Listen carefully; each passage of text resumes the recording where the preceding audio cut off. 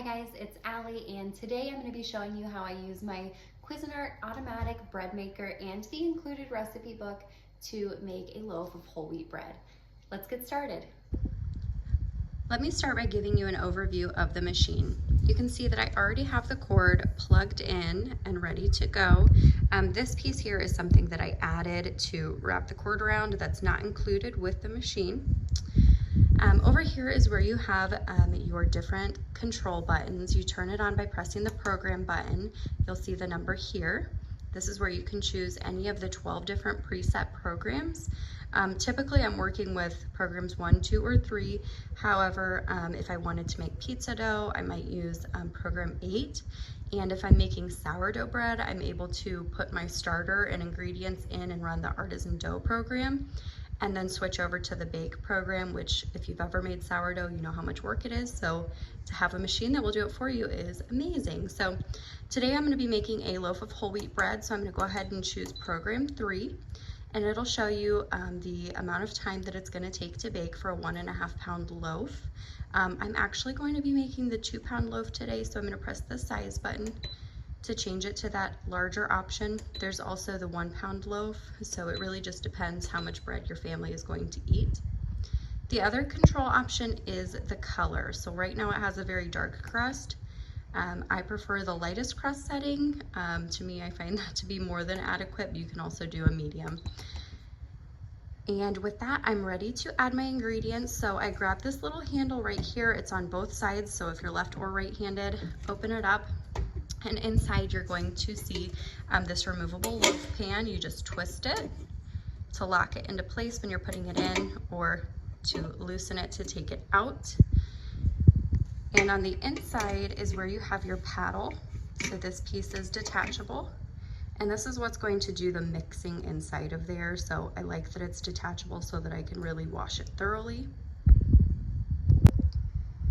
With my paddle in and my loaf pan secure, I'm ready to go ahead and start adding ingredients. So I'm going to come over here to my instruction booklet, and when I flip it over, you'll see that the other half is the recipe booklet.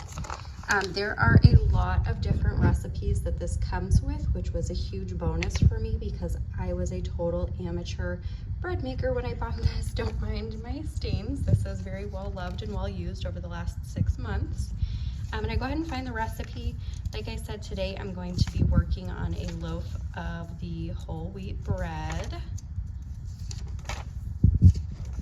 Oops. So I have the basic whole wheat bread. So from here, I'm going to see what size of loaf I'm making. Again, I'm going to be making the large 2 pound loaf, and I can see all of the ingredients that I need and which ones need to be at room temperature. So I'm going to go ahead and measure all of these out and add them into my loaf pan. You can see that the important part is to add the ingredients in the order listed into the bread pan with the kneading paddle inside. So after I do that, I'll come back and show you more. Now that I have all of the ingredients inside the loaf pan, all I need to do is close the lid and press the start button. You can see it automatically starts to knead the bread inside. From here, there's nothing I need to do other than, you can see it says it's in the first phase of kneading. At a certain point, it will pause and it'll beep. And that's just to let you know that you can remove the paddle inside if you want to. You can leave it in there for the bake cycle, and it'll just leave a little bit of a mark when you remove it at the end of the bake cycle. Now that it's finished its first round of kneading, you can see that the machine has switched into the first rise period, and the bread is just in here resting and rising.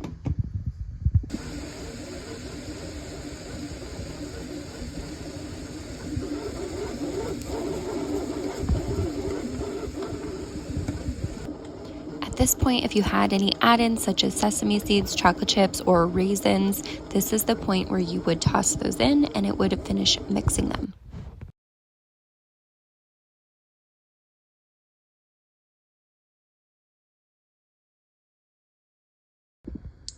Okay, so this just got done beeping at me, and you can still see that it's flashing to alert me that it's time to remove that paddle if I want to remove it. Like I said, you can just let it run and your loaf will bake perfectly fine. You'll just have to remove it from your loaf, and it will leave an indentation there. But since I heard the beep, I will go ahead and just take it out.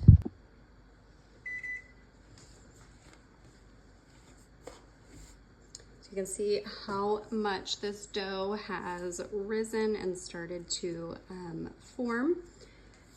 I'm gonna go ahead and take the paddle out. It was super easy to remove.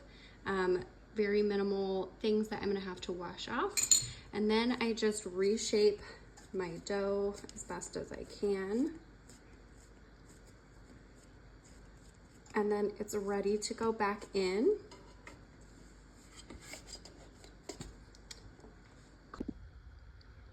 Now we're on our third rise, and you can see how big the loaf of bread has gotten.